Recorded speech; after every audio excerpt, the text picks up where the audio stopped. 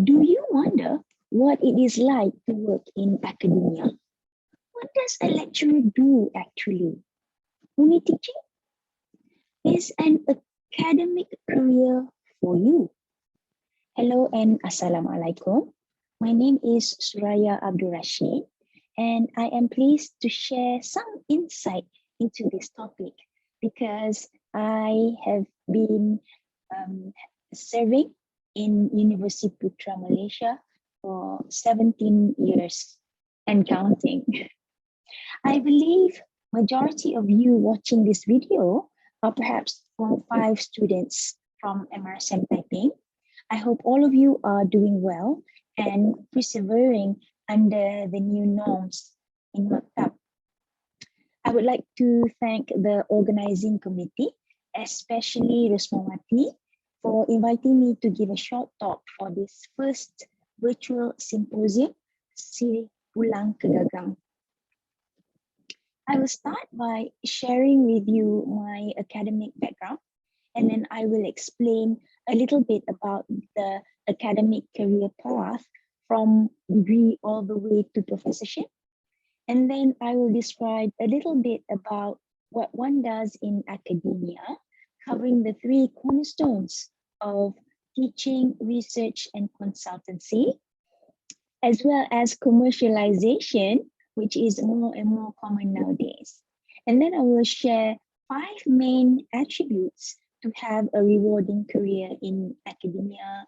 And finally, 3 main challenges you might face in this career.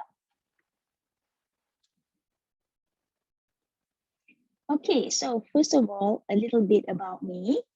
I am a professor in University Putra Malaysia at the Faculty of Engineering. I did my SPM in MRSM Taiping in 1995. After that, I continued my degree in Nottingham University, United Kingdom, and I got my degree in 2000. I then skipped master's and straight away did my PhD at Imperial College London, United Kingdom, and obtained my PhD in 2004. Right after obtaining my PhD, I came back to Malaysia to serve UPM, and I have been there since then. So I would like to share with you what the academic career path might look like for most people.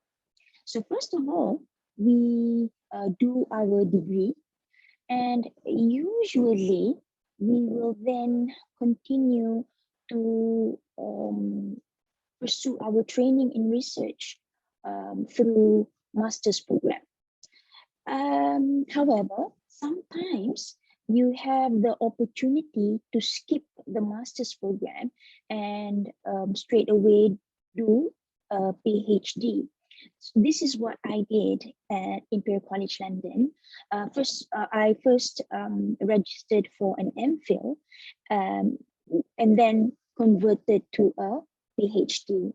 So typically a degree would take about 3 to 4 years, depending on if you do the MEng in the UK, and a PhD takes typically 4 years, perhaps 3.5 to 4 years. Before that, if you did masters, then perhaps if it was masters by research, perhaps 1.5, 2 years or so. Okay.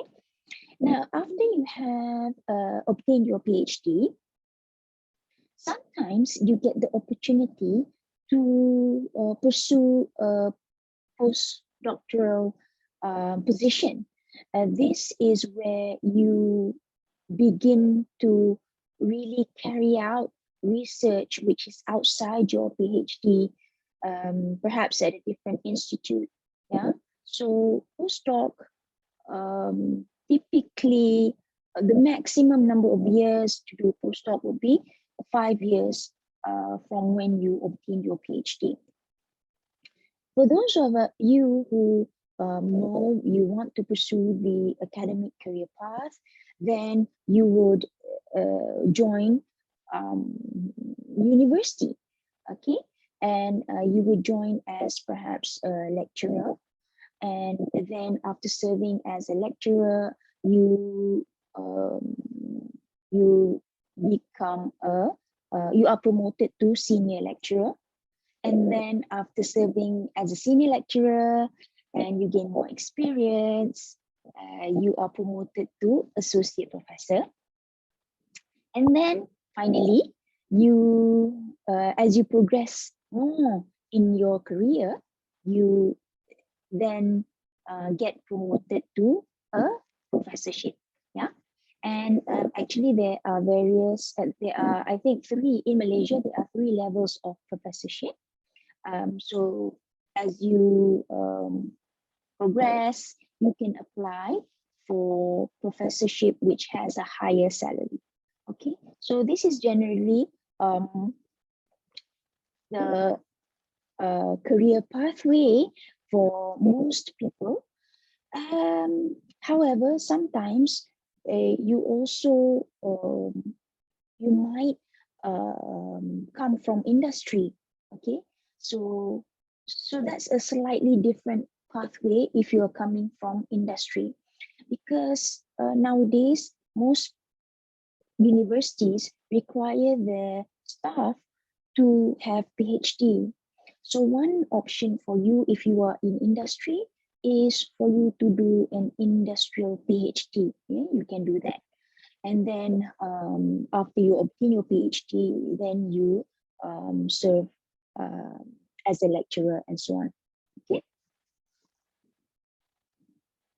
So what do we do actually in academia? Because the title is lecturer. Okay. So what does a lecturer do? It sounds like a lecturer only does lectures. In fact, in academia, you are expected not only to teach, but also to carry out research, as well as carry out consultancy. Okay, so what does teaching involve? Teaching involves preparation of teaching and learning materials. And now that we have online learning, online classes, then we have to prepare our online materials. We have to prepare assessments, and we have to mark assessments and assignments and everything associated to teaching and learning. However, it also involves supervision. Okay, so whereby you need to supervise postgraduate students and things like that. That is also related to the second cornerstone, which is research. So what does research involve? You carry out research. You need to apply for research grants. You need to develop perhaps your research group. You supervise your postgraduate students. You write papers for publications as output to your research. You review papers. You examine theses. Yeah, so these are examples of what we mean when we do research. And how about consultancy? Usually consultancy involves being consulted by people outside the university who need your expertise or advice. And usually this comes together with contract research, yeah, where the industry will pay for you to carry out the research, and you will also get paid for your consultation. Nowadays, another aspect in academia is commercialization. Yeah, more and more people are involved in commercializing their research product. So commercialization means that you have a research product which you have patented, and perhaps you are ready to incorporate a company, and really develop the business for your company. And usually this involves you obtaining permission from university to develop your startup company. Yeah. So if those of you who have the opportunity, you can watch my video where I share about my commercialization, my research product called Havas, whereby I have a startup company called Carbotech, which deals with the commercialization. Okay. Next is, okay, so 5 main attributes to have a rewarding career in academia. You must love to continuously learn. You enjoy learning, okay, and you enjoy everything about learning. It interests you, excites you. You are driven by a growth mindset. Okay, so this is, I think, a huge aspect in in enjoying your career in academia. And then you must enjoy research, and this involves doing a lot of reading and doing a lot of writing, because you will not only be writing research publications, right? Your publications, but you will also be writing a lot of proposals, because you are expected to obtain grants from your research. Yeah, and this is driven by the enjoyment of research is driven by curiosity. You must be someone who is curious. You want to know how something works. You want to know, you enjoy the process of learning. And then in academia, you must be good at multitasking. As you have seen, I have shared with you the 3 to 4 cornerstones involved in academia, and there is a lot. So you must be good at multitasking. And I would say this is driven by passion, because you enjoy teaching, you enjoy research, you enjoy pursuing your developing business for your startup company, right? So in order to enjoy it, as I would say, this is driven by passion. Also in academia, if you want to climb the academic ladder, if you want to get promoted, you must be prepared to lead. Yeah, you need to have leadership skills. So if you're someone who really can't, and I would say this can be learned. If you're not a natural leader, it's okay. You can learn to do this as long as you have interest to. Then you can take um, leadership roles. And I would say this is driven by responsibility. And finally, you must have patience to teach and supervise. This can be challenging because it's not easy to prepare your teaching materials. It's not easy to teach and guide students. So I would say this has to be driven by empathy. And finally, the 3 main challenges in academia, I would say academia is a highly stressful environment, especially if you are a high achiever. This means that you want to be good at everything you do. You want to be good in teaching, you want to be good in research, you want to be good in commercialization and consultancy. So this puts a lot of pressure on yourself. Yeah. So I think the best advice is know your capabilities, know your strengths and weakness. You have to have patience in developing your weak areas, and you must remember that comparison is the thief of joy. Do not compare yourself to your colleagues. And I would say this is particularly true if you are a lady lecturer, because we also, ladies also have responsibility in at home, as a wife, as a mother.